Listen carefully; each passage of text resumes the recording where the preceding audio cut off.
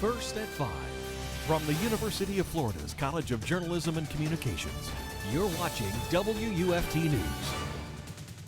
The time has...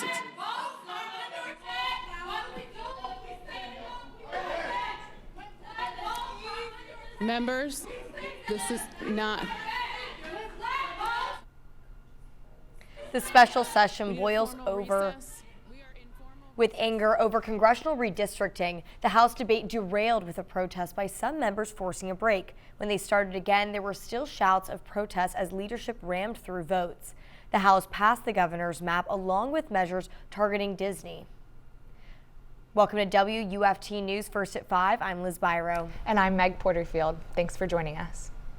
The congressional map will be settled in the courts. The bill sets aside $1 million for the state's legal defense.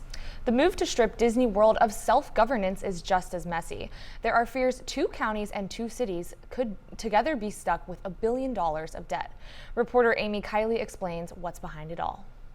Hi, everybody. Mickey Mouse himself might be feeling less welcome in Florida right now. What this is about Disney not recognizing that they are a guest in our state. The mouse has ruled Magic Kingdom under the Reedy Creek Improvement Act for 55 years. But its CEO recently criticized Florida lawmakers for prohibiting schools from discussing sexual orientation and gender identity, especially in younger grades. We wouldn't have been looking at special districts if Disney had not behaved the way they did. By doing that, we looked at it and we realized there was a problem. Transgenderism injected into kindergarten classrooms, or woke gender ideology injected into second grade classroom. Why is that the hill to die on? Some Florida Democrats say they're worried about economic blowback. The state estimated tourism generated about $100 billion in revenue in 2019 and supported more than 1.5 million jobs. Reedy Creek has a budget of over $350 million. They have debt of almost $1 billion. Orange County, Central Florida residents would have to absorb all of that debt, and it is something that we cannot handle. I'm Amy Kiley reporting. Later on in our PolitiTalk segment, we'll look at how area state representatives and state senators voted on the Disney bill. You know, Liz, today we had another beautiful day of weather. The sun was shining. Yes, we did. Here to tell us more about it is WUFT's Julia Haley with the weather forecast. Yes, nothing but blue skies for our Thursday. Some clouds in sight, but overall a wonderful day. 79 degrees outside with those easterly winds. Those temperatures currently sitting in the upper 70s. 78 for Gainesville, 79 Ocala, 80 for the Villages. A little bit cooler here over around I-95, 75 St. Augustine, 78 for Daytona, and 77 for Jacksonville. Overall, a wonderful day to get outside. And on to our hour by hour, starting in the mid 70s, but dropping ever so slightly into the 60s, seeing the lower 60s by the morning and even the upper 50s with those mostly clear skies overall. Back to you.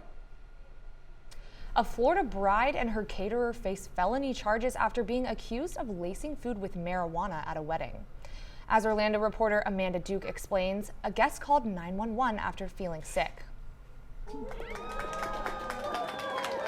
This is video Miranda Katie recorded of her friend 42-year-old Danya Shea Glennie getting married at the Springs in Longwood February 19th. I just always respected her energy, her vibrance, her enthusiasm, and was really happy to celebrate this day with her. Katie, a local realtor, knew Glennie as an accomplished businesswoman and never dreamed her attendance at her friend's wedding would turn into a nightmare. I thought I was having a heart attack. You know, my heart was racing, and before I went to bed that night, I slept in my car that evening right there on site because I was too afraid. According to the Seminole County Sheriff's Office, Katie and multiple guests at the wedding fell ill. One man who called 911 said he felt like he had drugs inside him, and several guests told first responders the food they'd eaten was laced with marijuana. Katie says a friend at her table suspected it. But he's like, "Are we stoned right now?" And everyone's just kind of looking around each other laughing, and we absolutely were. We were high as a kite, all of us, out of our minds. According to the incident report, deputies asked the bride and another unidentified person if they had put cannabis in the food, and the bride responded, no. But now, 2 months later, after detectives tested food items from the wedding, Glennie and her caterer, 31-year-old Jocelyn Bryant, have both been arrested and face felony charges of reckless tampering, culpable negligence, and possessing marijuana. I don't know why. I think that is the biggest question on all of our minds. In speaking to some of the family members, I think people just want an explanation. Katie says some wedding guests have been unwilling to speak out. I know so many of my friends who wouldn't want me speaking with you, but I think it's so important that people stand up for what's right. And, you know, you have to respect other people's free will and boundaries and option to have a choice in something like that. The reporter reached out to the bride and caterer, but did not get a response. The FBI is warning farmers about the threat of cybercrime. The warning says cyber criminals might go after agriculture cooperatives during planting and harvesting seasons, believing they could be more vulnerable and willing to pay off the extortion. The FBI says 6 grain companies were targeted last fall and 2 others have been targeted this year.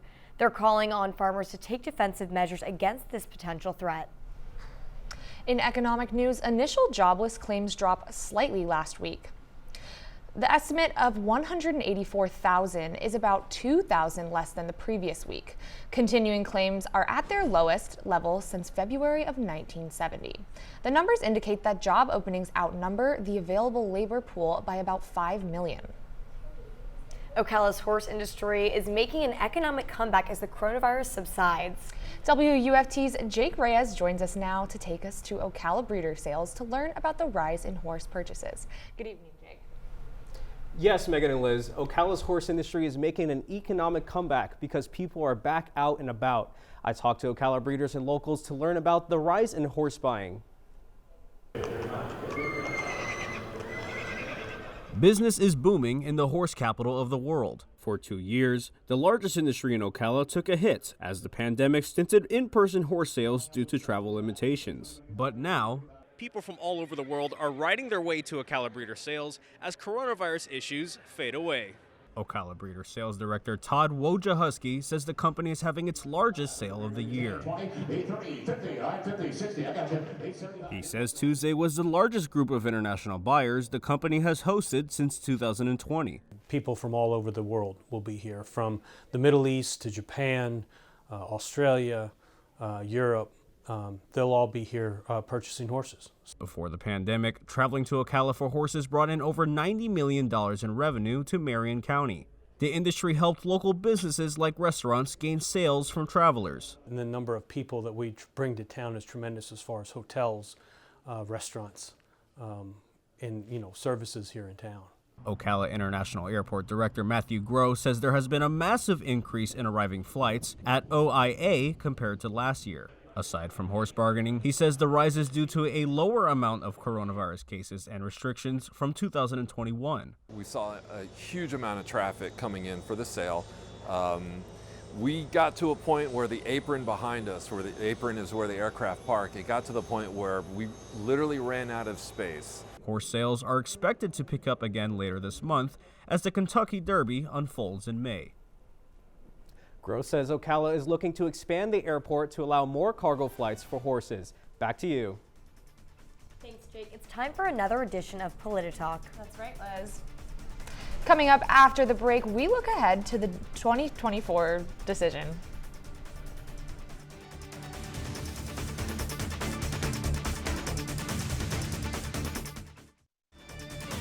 You're watching WUFT TV News. Welcome to Polititalk. Let's get into it. Florida is a step closer to stripping Disney of its special status, allowing it to operate autonomously around the Orlando area theme park. On Thursday, state lawmakers passed a bill to rid the status after Disney objected to the nicknamed Don't Say Gay bill. The final vote was 70-38. Now let's get into how some local representatives voted. SB 4C is the Senate's version of the bill. All 3 local state senators voted yes to dissolving old special districts in the state, including Disney's. The Florida House voted today. Representatives Chuck Clemens and Joe Harding, both from the Republican Party, voted yes to the measure. Clemens represents District 21, while Harding is District 22. Democratic Representative Yvonne Hayes Hinson in District 20 voted no to the measure. Republican Representative Chuck Brannon in District 10 voted yes to the bill. Voting yes alongside him and party lines was Republican Representatives Stan McLean in District 23 and Bobby Payne in District 19. Vermont Senator Bernie Sanders has announced he will not outrule a third run for president in 2024. He will only consider if President Biden decides not to seek a second term.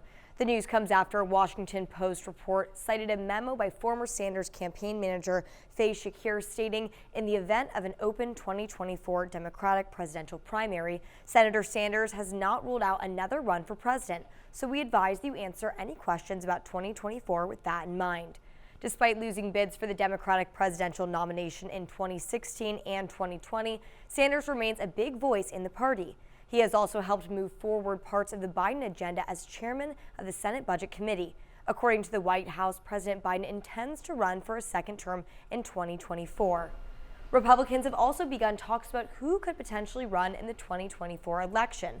Experts are looking at Greg Abbott, the governor of Texas, Liz Cheney, a U.S. representative from Wyoming, and Nikki Haley, the former ambassador to the United Nations. Florida Governor Ron DeSantis is also predicted to run. The recently signed bill HB 15, otherwise known as the Don't Say Gay bill, and last year's HB 1, nicknamed the Anti-Riot Bill, have put him on the political map for 2024. Although consistently making headlines, the governor has not officially announced a run. We've had some sunny skies the past few days, but how long will it last? I'm Julia Haley, coming back with your full breakdown in a few minutes.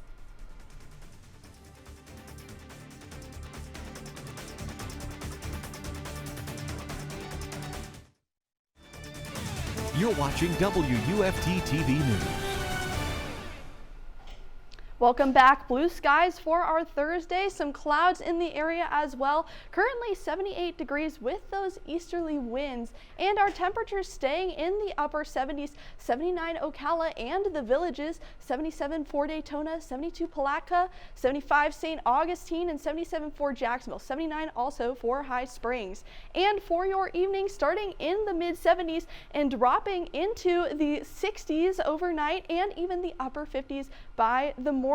Those skies staying pretty pleasant throughout the night as well. And seems like we should be having a warming trend for this week. Temperatures rising, perfect for that Florida versus Tennessee baseball game, starting with those sunny skies when you arrive here in the afternoon, starting in the lower 80s, but when that game starts, seeing those temperatures persist, cooling down about 10 degrees by the time you leave the ballpark as well. And for your weekend, starting with those temperatures in the lower 70s, rising into the low 80s and dropping back down with some cloudy skies as well. Sunday, seeing those cloudy skies but clearing up, those temperatures a little bit higher, sitting in the mid 80s, a little bit higher than average for this time of year. And that means that we should be seeing this warm air mass make its way toward our area, see this jet stream and this ridge staying further northward from where we are currently here in Florida, that high pressure zone giving us those wonderfully clear skies for this time of year. As you can tell, that warm weather is here to stay, perfect for a day to go outside, maybe even just get some sun while you're at it. And looks like we should be seeing this trough make its way to our area, but it won't affect us much, as we should be seeing more of this warm air mass hit our area here in Gainesville, Florida. And for your pollen update, expecting that pollen to stay pretty high as those temperatures rise throughout the week. Seeing Thursday throughout Saturday, that grass and tree pollen staying pretty high in our area, but rising with those rising temperatures, the ragweed pollen as well. So keep your allergy medicine with you if you are allergic. And on to our 6-day outlook, those temperatures rising, seeing that warming trend into even the upper 80s, which is a little bit higher than average for this time of year. That sun shining throughout the whole week with lows in the 60s, highs in the 80s. Back to you. Thanks, Julia. I'm Tori Edwards, and the Florida baseball team is coming off of a solid win that saw the Gators' star slugger achieve a major milestone. Find out how that hitter will be essential as the Gators face the #1 team in the country this weekend.